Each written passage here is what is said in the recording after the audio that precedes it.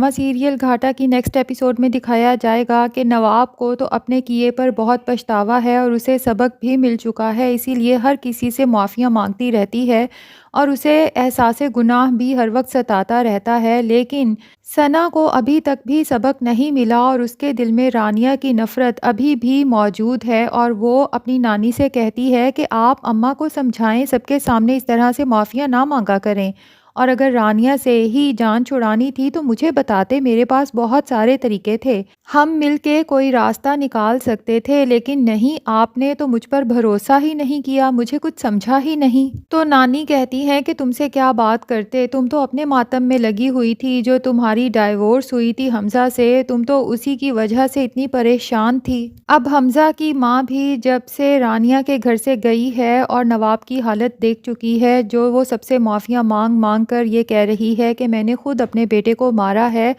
تو حمزہ کی ماں کو آئیڈیا تو ہو ہی چکا ہے کہ کچھ ایسا ضرور کیا ہے اس نے جس کی وجہ سے یہ سب سے معافیاں مانگتی پھر رہی ہے، ورنہ کون اپنے ہی منہ سے یہ کہتا ہے کہ میں نے خود اپنے بیٹے کو مارا ہے۔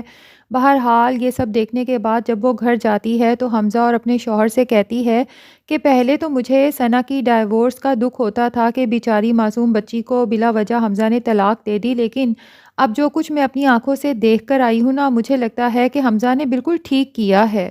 رانیہ کو تو بہت ہی سکون مل گیا ہے نواب کی حالت دیکھ کر کہ ہر وقت وہ ویسے ہی تڑپتی رہتی ہے جیسے اس نے رانیہ اور اس کی ماں کو تڑپا رکھا تھا، لیکن رانیہ کی ماں تو یہی چاہتی ہے کہ رانیہ اپنے دل سے نواب اور ثنا کے لیے نفرت نکال دے اور انہیں معاف کر دے، کیونکہ وہ اسے کہتی ہے کہ یہ جو پچھتاوے کا بوجھ ہوتا ہے نا، یہ ناقابل برداشت ہوتا ہے، یہ لوگ تو خود ہی اپنی آگ میں جلتے رہیں گے، تو ہمیں چاہیے کم سے کم ہم تو انہیں معاف کر ہی دیں۔ اور وہ رانیہ سے کہتی ہے کہ نواب اپنے بوجھ کو ہلکا کرنا چاہتی ہے، اسی لیے تو سب کے سامنے اپنے گناہ کا اعتراف کرتی رہتی ہے۔ تو رانیہ اپنی ماں سے کہتی ہے کہ یہ پچھتاوا اتنی دیر سے کیوں ہوتا ہے، جس پر رانیہ کی ماں کہتی ہے کیونکہ لوگ بھول جاتے ہیں کہ مکافات عمل بھی کوئی چیز ہے۔ تو ناظرین، دیکھنا یہ ہے کہ کیا ثنا کو بھی اپنے کیے کا پچھتاوا ہوتا ہے،